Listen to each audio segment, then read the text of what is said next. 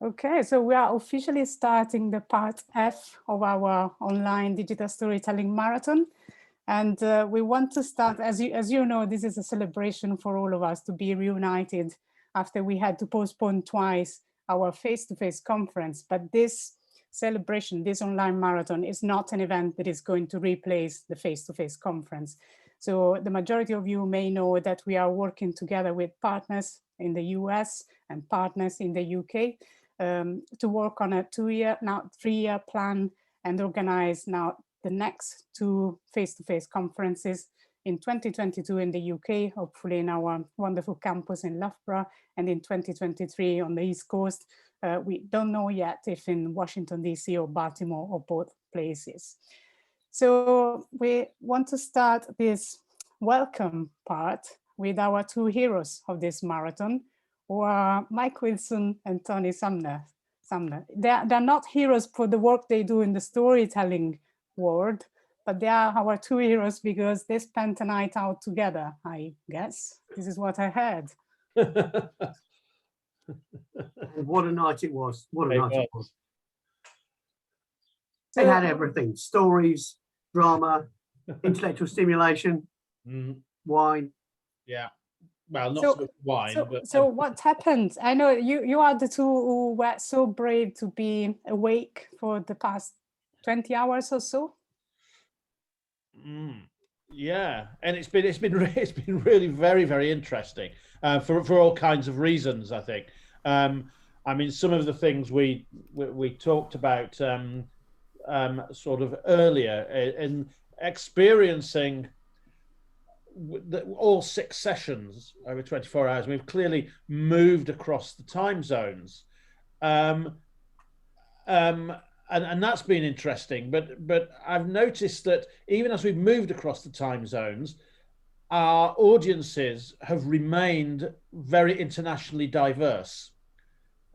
Even though obviously in the first session yesterday afternoon, there was a predominance of people in Central Europe, of course, and Western Europe, because that suited them, and so on as we've moved around. But even so, in all of the sessions, there's always been a real diversity. Now, I don't know whether that is because we are a very sort of cosmopolitan group, and wherever you go, we're an international group, or whether people have just got up and joined the sessions, whatever time of day or night it has been, and wherever they happen to be. But I did notice that, and that's led to really very, very interesting discussions.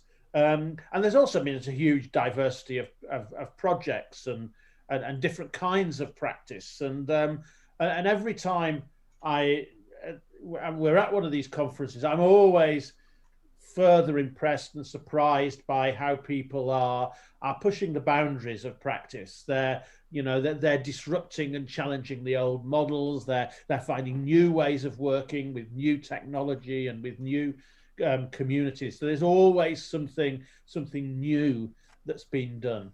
So I think that is really interesting, the way that you can see practice evolving over time, just to face the challenges that we're facing at the moment.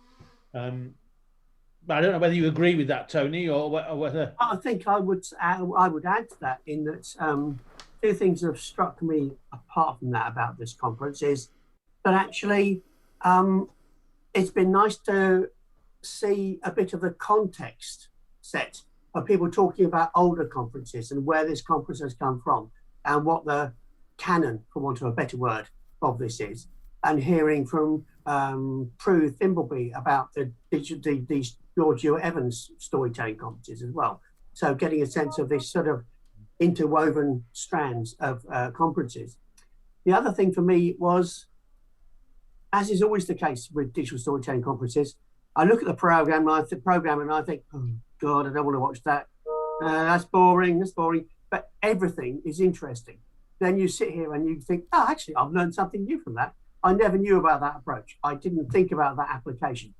It's good to see, to be challenged to think out of the box. So, yeah, one of the standard things about these DS conferences is that it's always something new, and there's always something interesting in everything that comes up. not just the things that you think, I'll watch that one, and that one. You just want to keep watching and keep watching and keep watching, as we did from 4 o'clock yesterday until this morning. Yeah. And I think one of the really interesting sessions for me was one I wasn't expect not to be interested, but I didn't. It was the one that was at 4 o'clock this morning for us. It was the one that Patrick chaired from Hong Kong. And the reason I wasn't necessarily expecting much from it was I thought I was going to be really, really tired at that point. And in fact, I woke up. Well, I think I woke up. I'd been through a lull. And it was a really interesting session and really took me by surprise because we started off with that fantastic Chinese flute music, the haunting melodies of the traditional Chinese flutes that one of Patrick's students, Daniel, a student of Asian music in Hong Kong, came and played for us. It was to have that at 4 o'clock in the morning, I think, was really quite an extraordinary experience. And then we had that great paper from Katrina around the stories of non-humans within a sort of an environmental context. You know, we're doing digital stories about the environment. How do we have the stories of the environment? How do we facilitate that? And it was led to a really interesting philosophical discussion. And Tony and I got quite animated, and it was just really interesting. I'm not sure whether that's a lesson not to let 2 sleep-deprived old men loose at a conference because they won't stop talking at that time in the morning. But it was really, really inspiring, I thought, that session. And I came out of that completely wide awake and fired up again. It's the first conversation I've ever had about helping trees to make digital stories, I have to say.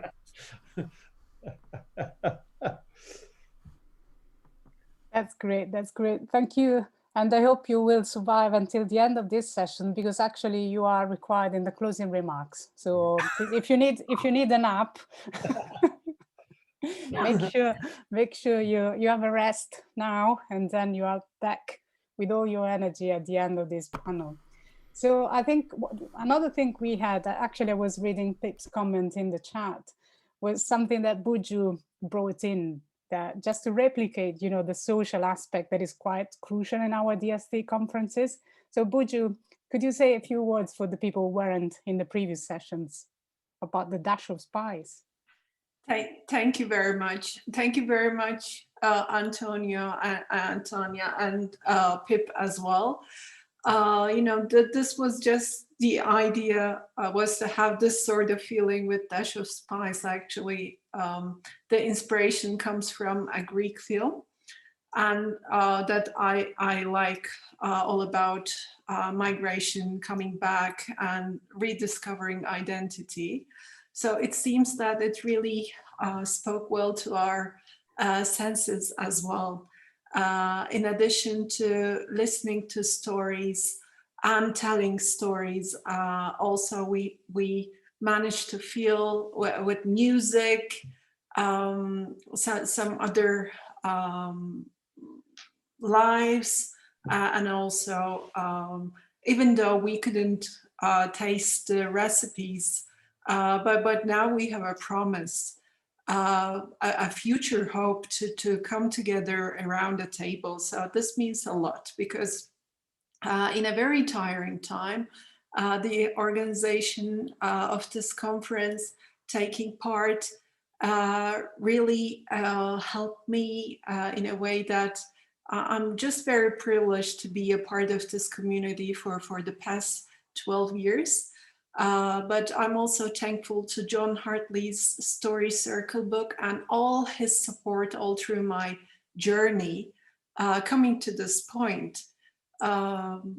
So all of the sessions I could attend was very inspirational for me, and also using the Padlet and the great collection of Learning Lab that we will be contributing with this part F as well, is just a very creative and inspirational way, and also a resource that we can all consult and see what we have been discussing all through the parts. I really like following those paths, So thank you very much for organizing this, and with a very smiling face and heart. This means a lot for me, and we will enjoy the rest of the conference. Thank you.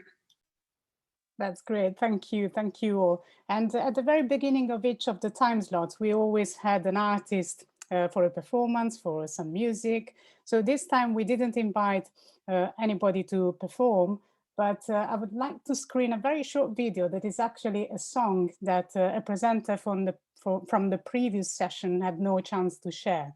And let me share my screen. And in the meantime, I would invite my dear colleague, Lindsay Bakewell, to start thinking about the first session with all the panel members who I see they are all gathering now.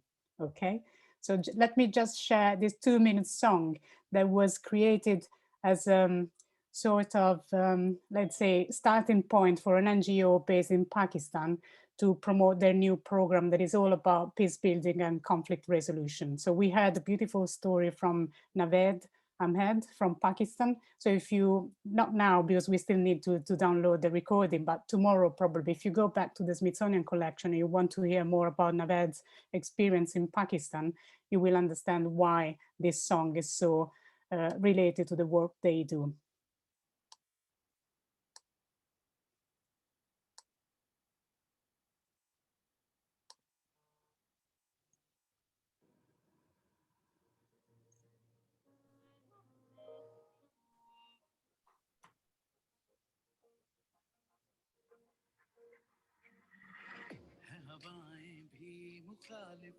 और सिमत भी आंख से ओझल पर मैंने तो ठाना है मैं तोड़ूंगा जिंदगी की कठिन हकीकत एक बोझ है मेरे परों पर मैंने तो ठाना है मैं तोड़ूंगा हवाओं को चीर कर दस्तक दे आसमान पर कुछ ऐसे तौर से जिए हम जिंदगी फलक पर रह जाए निशान ऐसी परवाज हो दिलों पर जिसका राज हो ऐसी आवाज हो तेरी और मेरी सोच का नया अंदाज हो अमन की हो हर बात और हर लब आजाद हो जहाँ तक हो नजर में आसमां वहाँ तक हो बुलंद अपनी उड़ान जहाँ तक हो नजर में आसमां वहाँ तक हो बुलंद अपनी उड़ान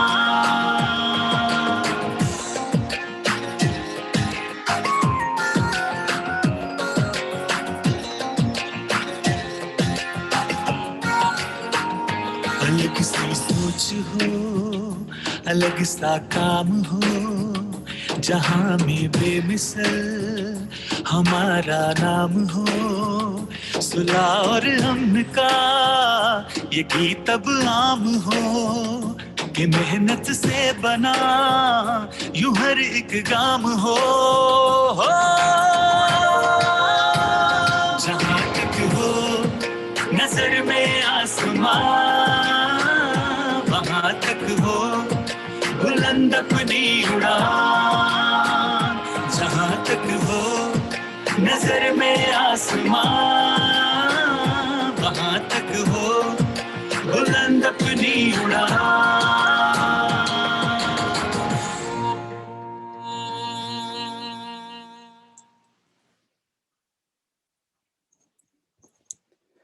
Okay, so let's stop recording this session.